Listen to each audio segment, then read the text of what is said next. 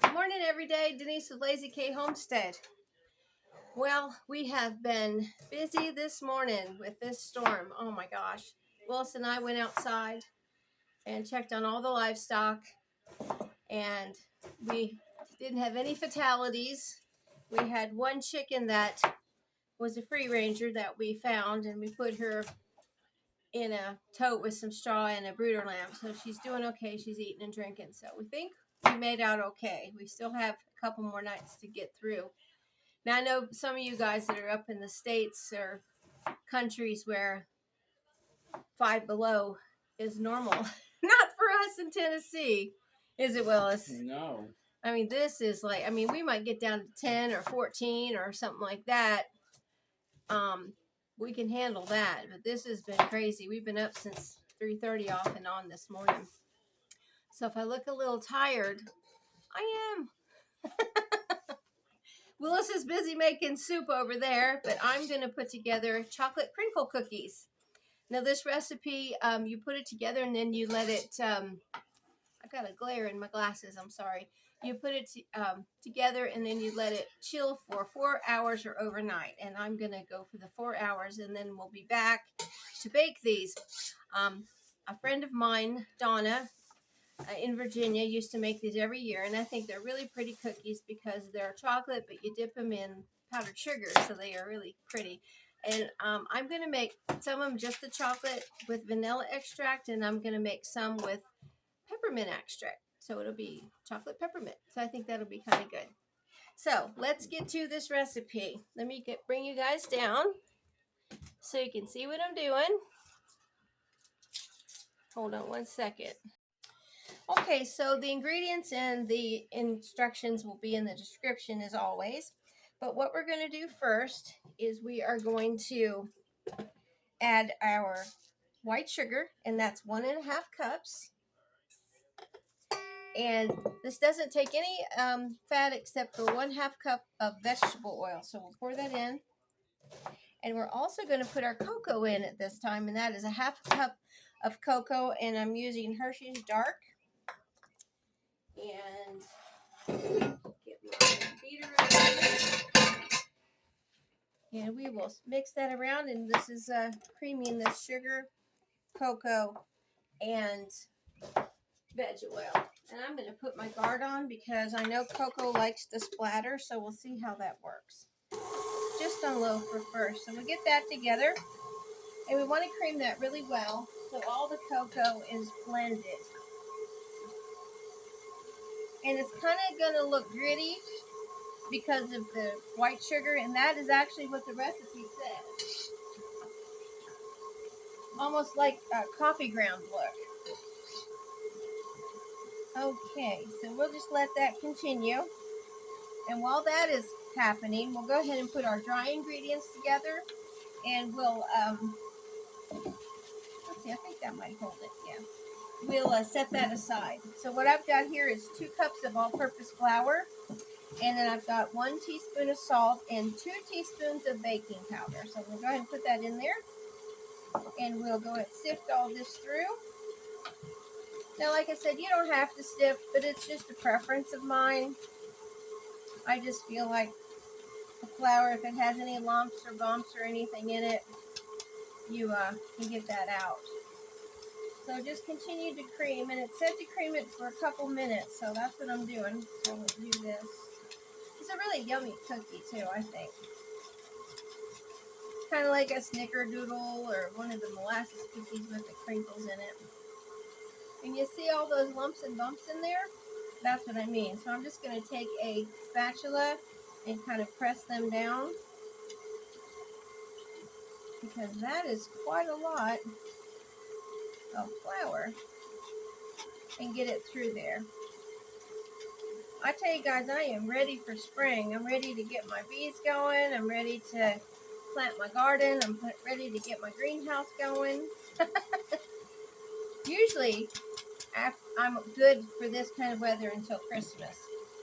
But this is just not me. I love 4 seasons, but not frigid cold.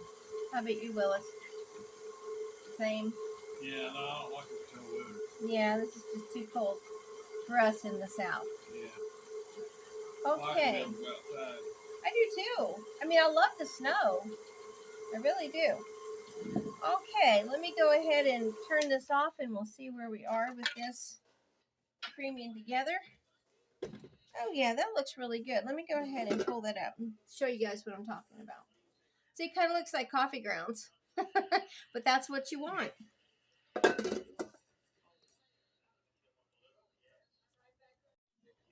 Okay, so now what we're going to do is we're going to add our eggs and vanilla. This calls for 4 eggs, and I have it in my fragile cup this morning. 4 eggs, one at a time. Oh, that's one of our favorite Christmas shows. That's so funny. What's some of you guys' favorite Christmas shows? I know I told y'all we really like A Christmas Carol or Scrooge. Any of those, we love them. Okay, that's number 3 for the eggs. And number 4. Surprisingly, the hens are still laying. I got 24 eggs yesterday, and I was so tickled with that. Okay, we want to go ahead and beat that in there. And I'm going to add 2 teaspoons of vanilla.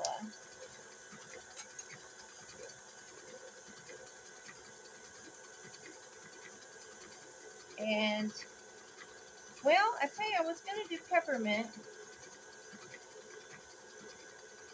I'll just go ahead and do, actually I think I'll do 1 vanilla and a half a teaspoon of peppermint. So let me grab that peppermint, because I do want them to be chocolate and peppermint. So we'll make this actually, this is really strong. This is really good. I'll do a 1/4 teaspoon of peppermint. I think that'll be really a yummy cookie because I like the combination of peppermint and chocolate. All right. Go ahead and lift this up. And this is now, it's really liquidy. I'm going to go ahead and just stir the bottom, make sure I got everything incorporated in there.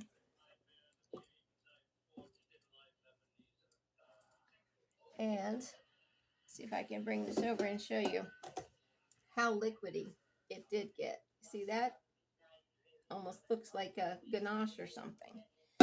Okay, so now we are going to add our flour. And let me get my guard back on. And I have found, if you guys buy one of these guards, I have found you need to have it away from this little thing right here. This is where you would add like a sausage grinder or coffee grinder, anything like that that KitchenAid offers. Okay, let me grab a ladle or a big spoon. And I'm going to start adding the flour mixture. And that again is 2 cups of all-purpose, 1 teaspoon salt, and 2 teaspoons of baking powder. So let me start that without that on and go ahead and have it on low. And this is going in really nicely. I think it actually goes in better with just a spoon instead of a ladle. I know y'all can't really see what I'm doing over there, but get all that in. And now, after this, I'm just going to let it stay in this bowl, and I will let it chill for 4 hours, and then we will be back with the next step, which is the yummy step. We get to bake them. Okay. That looks so good. Now, it is a really soft dough, so if you're thinking, how are we going to make balls? Well, we will, because this batter will get nice and chilled and hard. Okay, that is that. I'm going to go ahead and scrape off my beaters or beater. Willis is gone to take a nap because he's been up. Well, he actually was up earlier than me. I went back to sleep for a little while. I'm one of those people that needs their sleep. Not a ton of sleep. I'm not like a sleep to noon kind of person. I'm usually up and out of the house by 6, doing my farm chores. Summertime even earlier. Okay, guys. Well, we'll be back in about 4 hours, and we'll start with the rest of this video. So see you then. Okay, guys. It's been 4 hours, and I'm back with the chocolate crinkle cookie dough. So what I did was I was thinking that this batter was just a little thin. So I called Donna, well, I rather texted her, and I said, is this right? So I gave her the recipe that she had given me, and she had actually given me one wrong ingredient, and that was the cocoa powder. And that was supposed to be 1 cup of cocoa powder instead of a half a cup. So it's 1 cup of cocoa powder. So we have a thicker batter, not super thick, but it really does thicken up once it's chilled. So I'll put that in the description so you won't have to worry. But if you're watching and you're saying, oh, she said a half a cup, that's the correction. Okay, so what we're going to do is we're going to take out about, we want to make 1-inch balls. All right, and this is going to be really sticky. So I'm just going to go ahead and roll this real fast and put it in your powdered sugar. And if your dough seems like it is getting soft again, you're going to have to stick it back in the fridge. And that is something that she did tell me. So, but I guess I might try to put some powdered sugar on my hands, you know, like you do flour. See how that goes. Because I would hate to have to put this back in there. So this is what they look like. So let me go ahead and put my tripod down so you can actually see what I'm doing here. Back it up a little.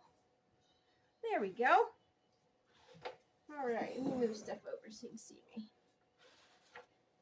me. This is a greased cookie sheet. You can use parchment paper or the non-stick aluminum foil. They don't really spread a lot. They are more like a cake cookie, so they do go up. So when I made my peanut butter blossoms, they didn't really get very puffy. And I really don't know why, because that was Willis's grandma's recipe for that, and they usually got puffy. But I know my baking powder is in date. Sometimes that can be the issue. So this is what we're doing. I've got my I was going to say baking powder, or my powdered sugar. So these are really pretty. I have my oven set on 350, and we are going to bake these for 10 to 13 minutes. And they don't really get brown, of course, because they're a really dark cookie, as you can tell by how dark that cookie batter is. So, go ahead and move that kind of out of the way there. I don't want it to fall off my island. That would not be good. And I believe this batter, according to Donna, makes about 24 cookies, depending on how big you make them, but it does say 1-inch balls. So, after I get one tray done, because I can't fit these two big trays in my oven at one time, I'm going to put that one in a little bit more. I'll go ahead and put this dough back in the fridge, because it is getting soft. And it could be because we have got the fire going in the wood stove. We have the central heat on at times, so our pipes don't freeze under the house. It has gotten up to -2 degrees since I talked to you last. It was -5 for a very long time. Willis ventured out in the car today, and he said that the roads weren't too bad. Were they icy, Willis, or the roads? No, let's clear them up. Clearing them up? Well, that's good. Yeah. People still need to get out and about. Thank the Lord we did not have a ice storm. Okay, guys, well, this is what they look like before they go in the oven. I'm going to put them in at 350 for 10 to 13 minutes, and I'll be back when they're done. Hey, guys, Denise back, Lazy K Homestead, with the chocolate crinkle cookie. Well, they're out of the oven. Let me put my tripod down so you can see this, what I think is a beautiful cookie. Look at that. I think they are so festive and so pretty. And my friend Donna used to make these all the time and bring them for all kinds of functions, especially at Christmas. But there they are. We're going to let them cool for a couple minutes, and I'll transfer them onto a cooling rack. And you really do want to let them cool completely before you try to eat one, because they are very, I guess, molten lava hot inside. But I can smell that little bit of hint of peppermint. So I hope you'll try these, and I hope that you'll have a wonderful day. I'm going to try to do a couple more videos before Christmas Day on Sunday. I know I'm a little behind. Hope you'll forgive me. But y'all have a great evening, and we'll see you soon. Stay warm and dry. Bye.